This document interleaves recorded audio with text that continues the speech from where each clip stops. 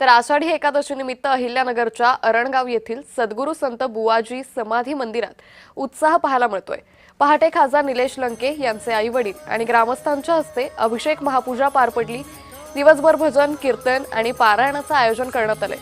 जिल्हाभरातील भाविक दर्शनासाठी गर्दी करतायत। द्वादशीला प्रत्यक्ष भगवान पांडुरंग इथं उपवास सोडण्यासाठी येतात अशी श्रद्धा असल्यानं या क्षेत्राला विशेष धार्मिक महत्त्व प्राप्त झाले। या मंदिर परिसरातून आढावा घेतलाय आमचे अहिल्यानगरचे प्रतिनिधी गिरीश राजकर यांनी। रामकृष्ण हरी आज देवशयनी एकादशी आणि आषाढी एकादशी निमित्त राज्यभरामध्ये आषाढी एकादशीचा उत्साह पाहायला मिळत आहे। सगळ्या राज्यातील विठ्ठल रुक्मिणी मंदिरामध्ये आपल्याला जे आहे भाविकांची आता आज सकाळपासूनच दर्शनासाठी रांग असल्याचं आपल्याला पाहायला मिळत आहे। पहाटेपासूनच जी गर्दी आहे ती विठ्ठल रुक्मिणीच्या दर्शनासाठी आपल्याला पाहायला मिळत आहे। आपल्यासोबत देवस्थान समितीचे पदाधिकारी आहे, आपण त्यांच्याकडून माहिती जाणून घेऊया।